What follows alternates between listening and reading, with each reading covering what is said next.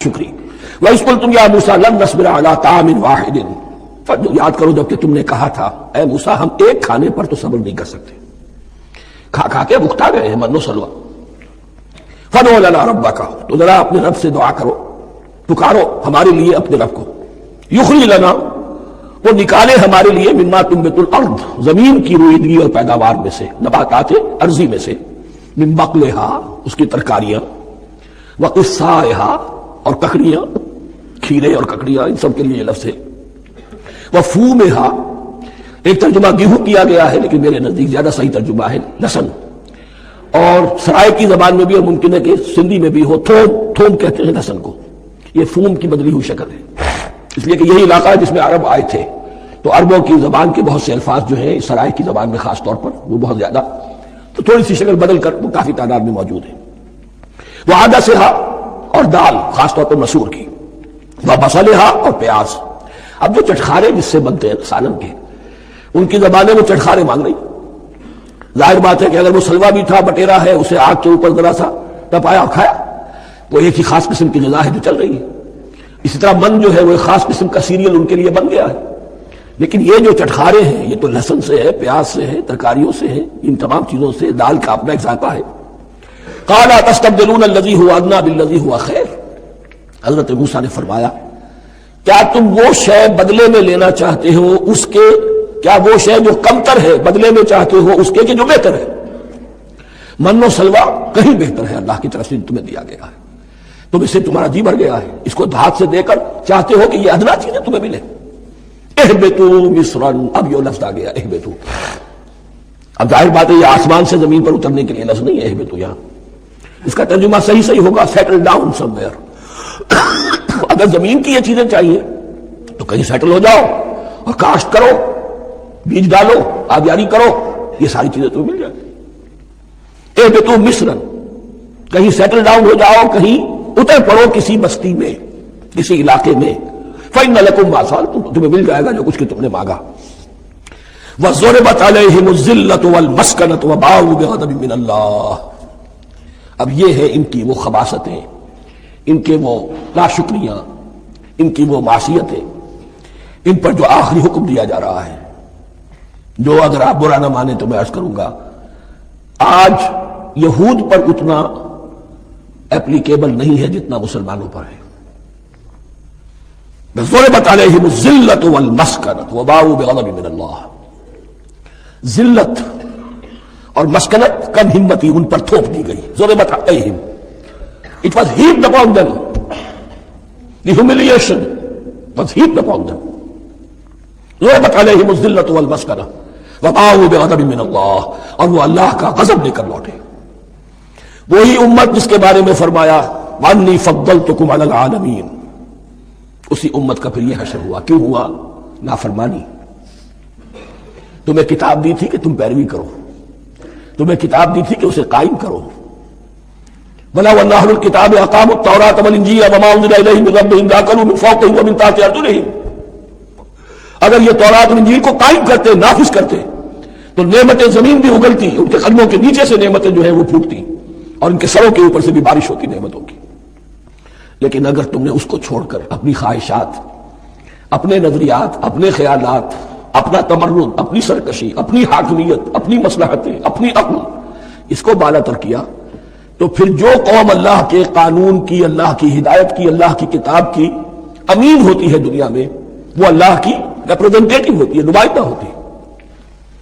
اگر وہ اپنے عمل سے مس ریپرزینٹ کرے اللہ کو، تو وہ کافروں سے بڑھ کر مغضوب اور کافروں سے بڑھ کر مبغوض ہو جاتی ہے، مغضوب بھی مبغوض بھی۔ یہ کافروں کو تو دین پہنچانا تمہارے ذمہ تھا، تم نے دین ان کو کیا پہنچانا تھا، تم تو خود دین سے منحرف ہو گئے۔ آج اس جگہ پر امت مسلمہ کھڑی ہے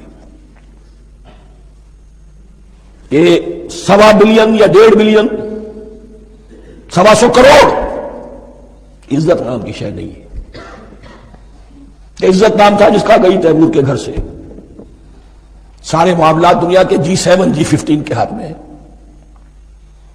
سیکیورٹی کونسل اس کے پرماننٹ ممبر کا ویٹو ہے، اور نہ سیکورٹی کونسل میں، اور نہ کہیں کسی G7 میں، نہ G9 میں، نہ G15 میں کوئی مسلمان ملک نہیں۔ کسنمی پرسد کی بھیا کشتی، ہماری اپنی پالیسیز کہیں اور طے ہوتی ہیں، ہمارے اپنے بجٹ کہیں اور بنتے ہیں، ہماری صلح اور جنگ کسی اور کے اشارے سے ہوتی ہے، ریموٹ کنٹرول، یہ ذلت اور مسکنت۔ ہم کہتے ہیں ہماری شہرت ہے کشمیر، اور جنگ کرنے کو تیار نہیں ہے۔ یہ خوف نہیں تو کیا ہے؟ یہ مسکنت نہیں تو کیا ہے؟ اگر اللہ پر یقین ہو اور اپنے حق پر یقین ہو تو اگر شہرت دوسرے کے قبضے میں ہے تو ہمت کرو، یا تخت یا تختہ، لیکن نہیں۔ آپ کے ریڈیو پر، ٹیلی ویژن پر خبریں آتی رہیں کہ اتنی مسلمانوں کے ساتھ یہ کر دیا، اتنی مسلمان عورتوں کی بے حرمتی کر دی، لیکن یہاں ہم بیٹھے ہوئے اپنے اپنے دھندوں میں، اپنے اپنے کاروبار میں، اپنی اپنی ملازمتوں میں، اپنے اپنے کیریئرز میں، دنیا میں کیا کچھ ہو رہا ہے۔ بہرحال اس وقت یہ جو ہے، میں نے جیسا کہ عرض کیا تھا کہ یہ ہے تاریخ بنی اسرائیل کی، لیکن خوشترا باشد کے سر دل براں گفت آیت در حدیث دیگراں، یہ ہمارا نقشہ ہے آج اس آیت میں۔ ضربت علیہم الذلۃ والمسکنۃ وباءوا بغضب من اللہ، اور یہ کیوں؟ ذالک بانہم کانوا یکفرون بآیات اللہ، یہ اس لیے کہ وہ اللہ کی آیات کا انکار کرتے رہے، ویقتلون النبیین بغیر الحق، اللہ کے نبیوں کو ناحق قتل کرتے رہے۔ ہمارے ہاں بھی مجددین امت میں سے کتنے ہیں جو جیلوں میں ڈالے گئے، جن کو ایسی ایسی مار پڑی ہے کہ کہا جاتا ہے کہ ہاتھی کو بھی وہ مار پڑتی تو برداشت نہ کرتا۔ احمد ابن حنبل کے ساتھ کیا ہوا؟ ابو حنیفہ جیل میں انتقال کیا، امام مالک کے کندھے کھینچ دیے گئے، کاٹ دیے گئے، منہ کالا کر کے اور اونٹ پر بٹھا کر پھرایا گیا۔ امام دار الہجرہ شیخ احمد سرہندی جیل میں رہے، سید احمد بریلوی اور ان کے ساتھیوں کو خود مسلمانوں نے تہہ تیغ کیا ہے۔ بہرحال یہ داستانیں ہیں، اب نبی تو کوئی نہیں آئے گا، ان کے ہاں نبی تھے، ہمارے ہاں مجددین ہیں، علماء حق ہیں، ایسے کہ حدیث بھی ہے علماء امتی کا انبیاء بنی اسرائیل، تو جو انہوں نے انبیاء کے ساتھ کیا ہم نے مجددین اور علماء کے ساتھ کیا۔ ذالک بما عصوا وکانوا یعتدون، اور یہ ہوا ان کی نافرمانیوں کی وجہ سے اور حد سے تجاوز کرنے کی وجہ سے۔ اللہ تعالیٰ تو ظالم نہیں، اللہ نے تو اونچا مقام دیا تھا، ہمیں بھی خیر امت قرار دیا، کنتم خیر امت اخرجت للناس تأمرون بالمعروف وتنہون عن المنکر وتؤمنون باللہ۔ اب اگر ہم نے وہ اپنا مشن چھوڑ دیا تو ذلت اور مسکنت وہ ہمارا مقدر بن گئی۔ اللہ کا قانون اور اللہ کا عدل بے لاگ ہے، وہ فرام امہ ٹو امہ چینج نہیں ہوتا۔ سنت اللہ جو ہے لن تجد لسنت اللہ تحویلا ولن تجد لسنت اللہ تبدیلا، اللہ کی سنت بدلتی نہیں۔ بنی اسرائیل کا جو حشر ہوا آج وہ ہمارا ہو رہا ہے۔ بہرحال اس پر میری جو کتاب ہے سابق اور موجودہ مسلمان امتوں کا ماضی حال اور مستقبل، اس کا مطالعہ کیجیے۔ اب آ گئی وہ آیت کہ جس سے استدلال کیا گیا ہے کہ ایمان بالرسالت نجات کے لیے ضروری نہیں ہے۔ ان الذين آمنوا والذين هادوا والنصارى والصابئين من آمن بالله واليوم الآخر وعمل صالحا فلهم أجرهم عند ربهم ولا خوف عليهم ولا هم يحزنون۔ یقیناً جو لوگ ایمان لائے، اور اس سے مراد ہے جو ایمان لائے حضور پر، محمد پر صلی اللہ علیہ وسلم، والذین ہادوا، اور جو یہودی ہو گئے، والنصارى اور نصرانی، والصابئین، اور صابی وہ لوگ تھے عراق کے علاقے میں رہتے تھے جو کہتے تھے کہ ہم دین ابراہیمی پر ہیں، لیکن ان کے ہاں بھی بہت کچھ بگڑ گیا تھا، جیسے حضرت ابراہیم کی نسل حضرت اسماعیل کی نسل بگڑ گئی تھی تو اس طرح وہ بھی بگڑ گئے تھے، ستارہ پرستی زیادہ تر ان کے ہاں تھی۔ من آمن باللہ والیوم الآخر، جو کوئی بھی ایمان لایا اللہ پر اور یوم آخر پر، وعمل صالحا، اور اس نے عمل کیے اچھے، فلہم اجرہم عند ربہم، تو ان کے لیے محفوظ ہے ان کا اجر ان کے رب کے پاس، ولا خوف علیہم ولا هم یحزنون، اور نہ ان پر کوئی خوف ہوگا اور نہ وہ کسی حزن سے دوچار ہوں گے۔ ظاہر الفاظ کے اعتبار سے دیکھیے کہ یہاں ایمان بالرسالت کا ذکر نہیں ہے۔ ویسے تو اگر کوئی اس سے یہ غلط استدلال کرتا ہے تو اس کا پہلا جو اصولی جواب ہے وہ تو یہ ہے کہ ایسی حدیثیں بھی موجود ہے، من قال لا الہ الا اللہ دخل الجنہ، تو اس کی کیا معنی ہے؟ صرف کہنے سے جنت میں داخل ہو جائیں گے، کسی عمل کی ضرورت نہیں؟ جواب یہ دیا جائے گا پورے قرآن کو سامنے رکھو، پورے حدیث کے ذخیرے کو سامنے رکھو، کسی ایک جگہ سے کوئی ایک نتیجہ نکال لینا وہ صحیح نہیں۔ لیکن اس کے علاوہ وہ اصول جو میں بیان کر چکا ہوں کہ یہ سلسلہ شروع کہاں سے ہوا ہے، 5واں رکوع، وآمنوا بما انزلت مصدقا لما معكم ولا تكونوا اول كافر به، انہیں ایمان کی زوردار دعوت سے تو یہ ساری بات شروع ہوئی ہے. اب فصاحت اور بلاغت کا یہ تقاضا ہے کہ بار بار اس کو دہرایا نہ جائے. وہ بات انڈرسٹوڈ رہے گی، مقدر رہے گی، سمجھی جائے گی کہ ہر جگہ پر وہ موجود ہے. اس لیے ساری گفتگو ہو رہی ہے اسی کے حوالے سے. وَآمِنُوا بِمَا أَنزَلْتُ مُصَدِّقًا لِمَا مَعَكُمْ وَلَا تَكُونُوا أَوَّلَ كَافِرٍ بِهِ وَلَا تَشْتَرُوا بِآيَاتِي ثَمَنًا قَلِيلًا وَإِيَّايَ فَاتَّقُونِ. اس حوالے سے یوں سمجھیے اب اس آیت کو کہ یہاں پر کچھ الفاظ محذوف مانے جائیں گے. ان الذین آمنوا والذین ہادوا والنصارى والصابئین من آمن باللہ والیوم الآخر وعمل صالحا فی ایامہم فلہم اجرہم عند ربہم ولا خوف علیہم ولا هم یحزنون.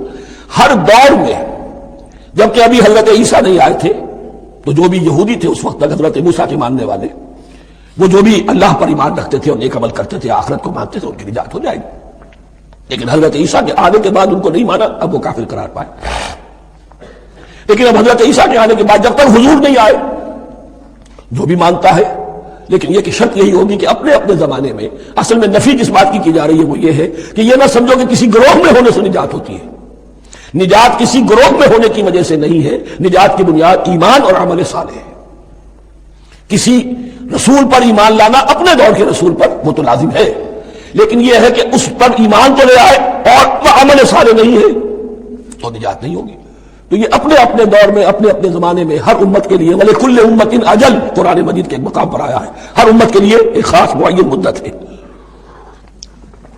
اس معینہ مدت میں اب ظاہر بات ہے جو لوگ حضور کی بعثت سے پہلے فوت ہو گئے ان پر تو کوئی ذمہ داری نہیں تھی حضور پر ایمان لانے کی. اور ایسے لوگ تھے، ایسے موحدین مکے میں موجود تھے جو یہ کہتے تھے کعبے کے پردے پکڑ پکڑ کر، اے اللہ ہم صرف تجھے پوجنا چاہتے ہیں، صرف تیری بندگی کرنا چاہتے ہیں، لیکن جانتے نہیں کیسے کریں. یہ بات موجود تھی اور ان کا انتقال بھی ہو گیا. یہ زید، سعید ابن زید، سعید جو حضرت عمر کے بہنوئی تھے اور وہ عشرہ مبشرہ میں سے ہیں، ان کی اہلیہ حضرت فاطمہ بنت خطاب، ان دونوں کے ایمان کو اللہ نے ذریعہ بنایا حضرت عمر کے ایمان کا. اور یہ والد تھے سعید کے زید، وہ یہ کہتے ہوئے دنیا سے چلے گئے حضور کی ابھی بعثت ہی نہیں ہوئی تھی، اے اللہ میں صرف تیری بندگی کرنا چاہتا ہوں، کیسے کروں یہ نہیں جانتا. اسی کو ذہن میں رکھیے. اہدنا الصراط المستقیم جو میں نے کہا تھا، ایک سلیم الفطرت انسان، سلیم العقل انسان توحید تک پہنچ جاتا ہے، آخرت کو پہچان لیتا ہے. لیکن اب کیا کروں؟ اس شریعت کے لیے، ان احکام کے لیے وہ دستے سوال دراز کرنے پر مجبور ہے. الحمدللہ رب العالمین الرحمن الرحیم مالک یوم الدین ایاک نعبد و ایاک نستعین اہدنا الصراط المستقیم. اسی صراط المستقیم کی دعا کا یہ جواب اب آئے گا، شروع ہوگا سورہ بقرہ سے. یہ کرو، یہ نہ کرو، یہ فرض ہے، یہ تم پر لازم کیا گیا، یہ چیز حرام کی گئی، وغیرہ وغیرہ. ان الذين آمنوا والذين هادوا والنصارى والصابئين من آمن بالله واليوم الآخر وعمل صالحا. اور محذوف الفاظ فی ازمنتہم، اپنے اپنے زمانے میں، یا فی ایامہم، فلہم اجرہم عند ربہم ولا خوف علیہم ولا هم یحزنون. وَإِذْ أَخَذْنَا مِیثَاقَکُمْ وَرَفَعْنَا فَوْقَکُمُ الطُّورَ. اور ذرا یاد کرو جب کہ ہم نے تم سے عہد لیا، قول و قرار لیا، اور تمہارے اوپر اٹھا دیا طور کو، پہاڑ کو. جب تورات دی گئی تو اس وقت ایک کیفیت معجزانہ طور پر ایسی پیدا کی گئی، ان کے اوپر ایک روب ڈالنے کے لیے اور خشیت قلب میں پیدا کرنے کے لیے کوہ طور اٹھا کر معلق کر دیا گیا. اس وقت کہا گیا خذوا ما آتیناکم بقوۃ. تو اس قول و قرار کے وقت ایک معجزے کی شکل یہ ہوئی تھی. وَإِذْ أَخَذْنَا مِیثَاقَکُمْ وَرَفَعْنَا فَوْقَکُمُ الطُّورَ خُذُوا مَا آتَیْنَاکُمْ بِقُوَّةٍ وَاذْکُرُوا مَا فِیہِ لَعَلَّکُمْ تَتَّقُونَ. پکڑو اس کو مضبوطی کے ساتھ جو ہم نے تمہیں دیا ہے، اس حدیث، اس کتاب کو، تورات کو، اس شریعت کو، ان احکام کو. وَاذْکُرُوا مَا فِیہ، اور یاد رکھو اسے جو کچھ کہ اس میں ہے، لَعَلَّکُمْ تَتَّقُونَ، تاکہ تم بچ سکو. ثُمَّ تَوَلَّیْتُم مِّن بَعْدِ ذَلِکَ، پھر تم نے روگردانی کی اس کے بعد.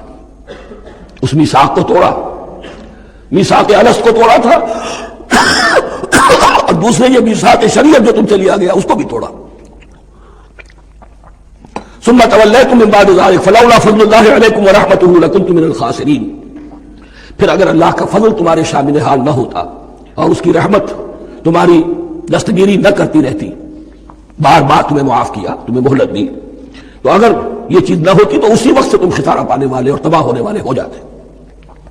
وَلَقَدْ عَلِمْتُمُ الَّذِينَ اعْتَدَوْا مِنْكُمْ فِي السَّبْتِ، اور تمہیں خوب معلوم ہے تم میں سے وہ لوگ جنہوں نے سبت کے قانون کو توڑا.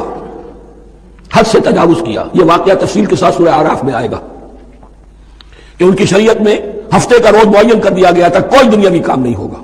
آج بھی وہ لوگ جو ہے سب کو جو بھی پریکٹسنگ جیوز ہیں وہ اس کی پابندی کرتے ہیں، وہ بڑی شدت سے کرتے ہیں. لیکن ایک زمانے میں ایک خاص ان کا قبیلہ تھا کہ جس نے ایک بڑے ہی شرعی ہیلا ایجاد کر کے اس قانون کی دھجیاں بکھیری. تفصیل ہم پڑھیں گے سورہ اعراف میں.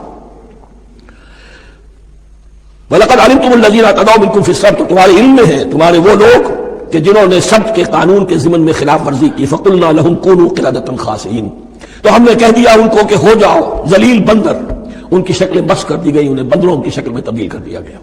فَجَعَلْنَاهَا نَكَالًا لِمَا بَيْنَ يَدَيْهَا، پھر ہم نے اس واقعے کو یا اس بستی کو ایک بنا دیا مثال، لوگوں کے لیے ان کی عبرت کے سامان بنا دیا، ان کے لیے بھی جو سامنے موجود تھے اس زمانے کے لوگ اور ان کے لیے بھی جو بعد میں آنے والے تھے.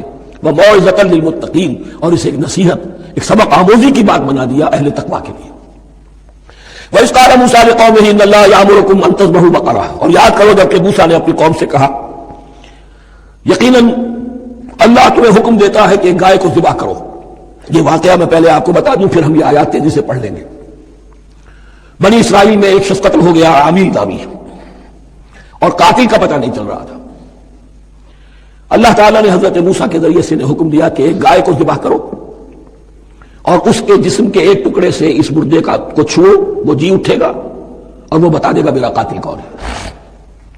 اب یہ معجزات کی شکل ہے جو بار بار آ رہے ہیں، اور سابق اس امت کے اندر معجزات کا آپ کو بہت عمل دخل ملے گا. اس میں ایک تو یہ کہ گائے کو ذبح کرنا، وہ گائے کے تقدس کا جو ان کے دل میں ذہن میں تھا، تو ذبح کرنے سے اس کے اوپر بھی گویا کہ ایک تلوار چلائی گئی، اور پھر انہیں دکھا بھی دیا گیا کہ ایک آدمی زندہ بھی ہو سکتا ہے. بعد سے بعد الموت کا بھی ایک نقشہ دکھا دیا گیا انہیں. لیکن انہیں جب یہ حکم ملا اور ان کے دلوں کے اندر وہ بچنے کی اور گائے کی تقدیس جو ہے وہ پلی ہوئی تھی، اب انہوں نے سوال کر کے کسی طریقے سے بچنے کے لیے مین میخ نکالی، کیسی گائے ہو، کیا رنگ ہو، کس طرح کی ہو، کس عمر کی ہو. بالآخر یہ کہ جب ہر طرف سے گھیراؤ ان کا ہو گیا اور سب چیزیں جو ہے ان کے سامنے واضح کر دی گئی، تب انہوں نے یوں سمجھیے چاروں ناچار بادل ناخواستہ اس حکم پر عمل کیا. بس اب ترجمہ کر لیجئے. وَإِذْ قَالَ مُوسَىٰ لِقَوْمِهِ إِنَّ اللَّهَ يَأْمُرُكُمْ أَن تَذْبَحُوا بَقَرَةً، اور یاد کرو جب کہ موسیٰ نے کہا اپنی قوم سے کہ اللہ حکم دیتا ہے تمہیں کہ ایک گائے کو ذبح کرو. قَالُوا أَتَتَّخِذُنَا هُزُوًا، انہوں نے کہا کہ آپ ہمارے ساتھ کوئی ٹھٹھا کر رہے ہیں، مذاق اڑا رہے ہیں، یہ کیا بات آپ کہہ رہے ہیں. قَالَ أَعُوذُ بِاللَّهِ أَنْ أَكُونَ مِنَ الْجَاهِلِينَ، فرمایا میں اللہ کی پناہ طلب کرتا ہوں اس سے کہ میں جاہلوں میں سے ہو جاؤں، کہ میں ان دین کے معاملات کے اندر استہزاء اور تمسخر کو شامل کر دوں. قَالُوا ادْعُ لَنَا رَبَّكَ يُبَيِّن لَنَا مَا هِيَ، اب انہوں نے کہا اچھا ایسی بات ہے تو ذرا اپنے رب سے دعا کیجئے کہ وہ ہم پر واضح کر دے کہ وہ کیسی ہو. قال انه يقول، حضرت موسیٰ نے فرمایا اللہ تعالیٰ فرماتا ہے انها بقرۃ لا فارض ولا بکر، وہ ایک ایسی گائے ہونی چاہیے کہ جو نہ بوڑھی ہو نہ بالکل بچیا ہو، عوان بین ذالک، ان کے بین بین ہو. ففعلوا ما تؤمرون، تو اب کر گزرو جو تمہیں حکم دیا گیا. قالوا ادع لنا ربك يبين لنا ما لونها، اب انہوں نے پھر کہا ذرا ایک دفعہ اور دعا کیجئے اپنے رب سے وہ ہمیں بتا دے اس کا رنگ کیسا ہونا چاہیے. قال انه يقول انها بقرة صفراء فاقع لونها تسر الناظرين، فرمایا اللہ فرماتا ہے کہ وہ گائے ایسی ہونی چاہیے زرد رنگ، شوخ زرد رنگ کی، چمکیلی، جو دیکھنے والوں کو خوب اچھی لگے، پسند آئے، دل میں کھب جانے والی. اب جو زیادہ سے زیادہ ان کے ہاں مقدس سمجھے جاتے تھی گائے، رفتہ رفتہ سوال کر کے اگر پہلے ہی حکم پر وہ کر دیتے تو کسی بھی گائے کو ذبح کر دیتے. لیکن یہاں گھیراؤ ان کا ہو رہا ہے کہ جس کی تقدس کا ان کے ذہن میں زیادہ سے زیادہ تاثر ہے اسی کو واضح کیا جائے. قالوا ادع لنا ربك يبين لنا ما هي، پھر انہوں نے کہا ذرا اللہ سے دعا کیجئے اور وہ ہمیں یہ بتائے کہ وہ کیسی ہو. ان البقرہ تشابہ علینا، یقیناً ہم کچھ شبہے میں پڑ گئے ہیں، یہ گائے کا معاملہ مشتبہ ہو گیا ہے ہم پر. قال انه يقول، فرمایا اللہ فرماتا ہے انها بقرة لا ذلول تثير الارض ولا تسقي الحرث، وہ ایک ایسی گائے ہونی چاہیے کہ جو کوئی جس سے مشقت نہ لی جاتی ہو، نہ وہ ہل جوتتی ہو اور نہ وہ رہٹ کا پانی کھینچتی ہو. تسیر الارض، نہ تو وہ زمین کو جوتنے میں ہل چلانے میں کام نہیں لی جائے، ولا تسقي الحرث، اور نہ کھیتی کو پانی پلانے کے لیے وہ پانی کھینچنے میں استعمال کیا جائے. مسلمتن، اور پوری سالم ہونی چاہیے، یک رنگ، لا شیۃ فیہا، اس میں کسی دوسرے رنگ کا کوئی داغ تک نہ ہو. اب کیا کرتے، گھیراؤ میں آ گئے. قالوا الآن جئت بالحق، کہا انہوں نے کہ ٹھیک ہے اب تو آپ نے بات جو ہے پوری طریقے سے واضح کر دی. فذبحوها وما كادوا يفعلون، تب انہوں نے اس کو ذبح کیا، اور وہ کرنے والے نہیں تھے، دل میں نہیں تھا، باندل ناخواش تھا۔ اب دیکھیے یہاں ترتیب ذرا واقعے کی جو ہے مختلف ہو گئی ہے، جو اس ذبح بقرہ کا سبب تھا وہ بعد میں بیان ہو رہا ہے، تو رات نے چونکہ واقعات کو اس طریقے سے بیان کیا ہے لہذا وہاں ترتیب دوسری ہے۔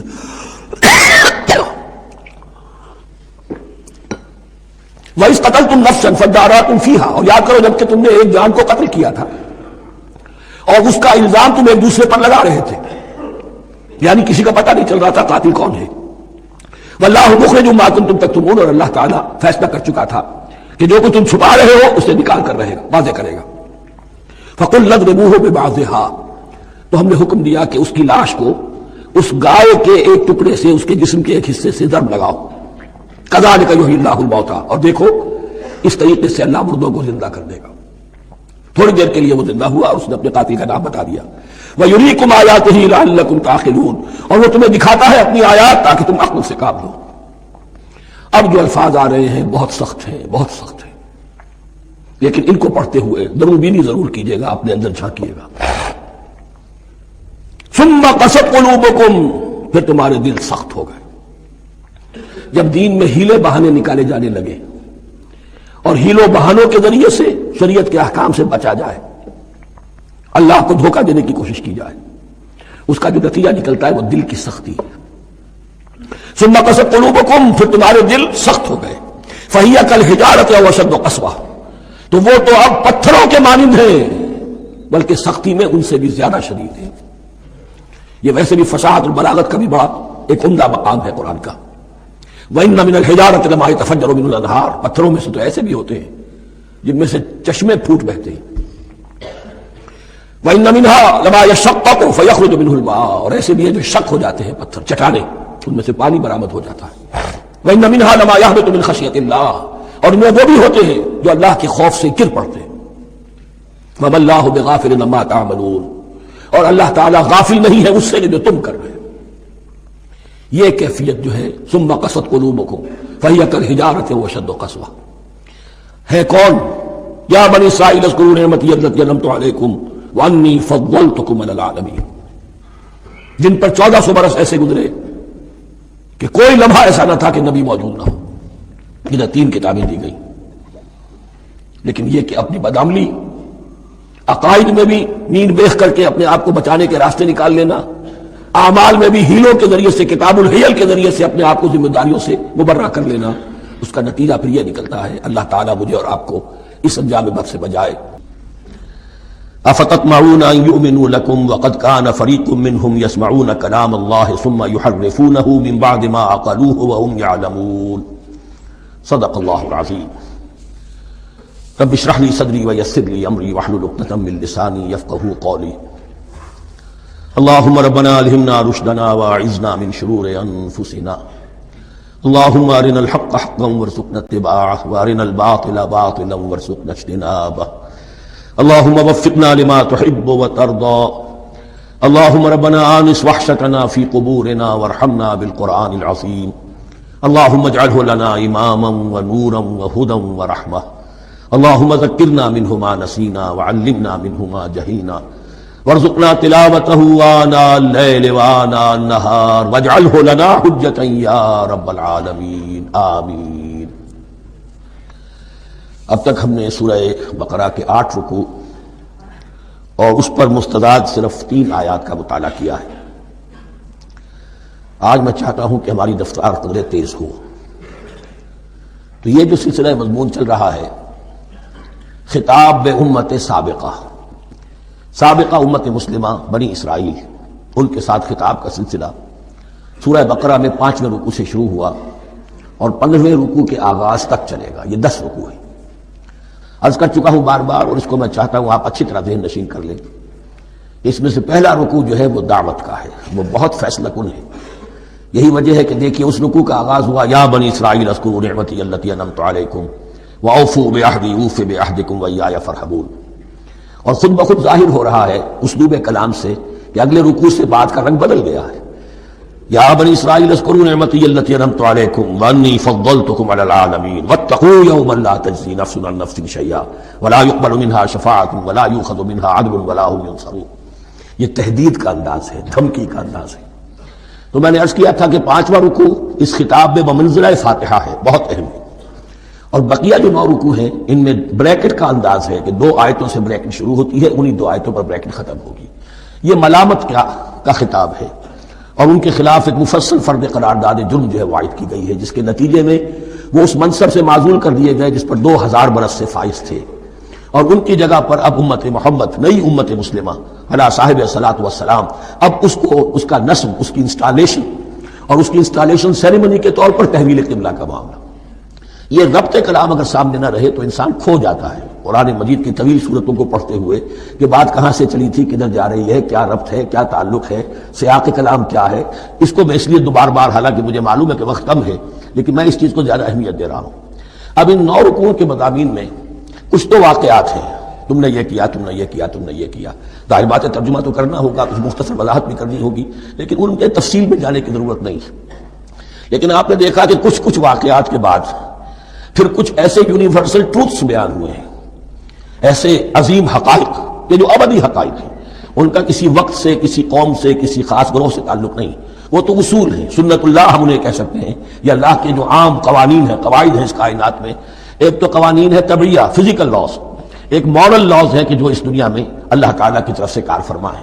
تو جہاں وہ مورل لاز آتے ہیں، جنہیں آپ کہا کرتے تھے جب بچپن میں کہانی پڑھی اور کہانی کے بعد لکھا اس کا مورل لیسن کیا ہے، اس کہانی سے سبق کیا حاصل ہوا، تو تھوڑے تھوڑے وقفے کے بعد وہ آیات آتی ہیں کہ جو اس گویا کہ اس سلسلہ کلام کے اندر یہ انتہائی اہمیت کی حامل ہے، اس لیے کہ وہ یونیورسل اہمیت کی حامل ہے، اور ان میں در حقیقت ایک رہنمائی پوشیدہ ہے موجودہ امت مسلمہ کے لیے۔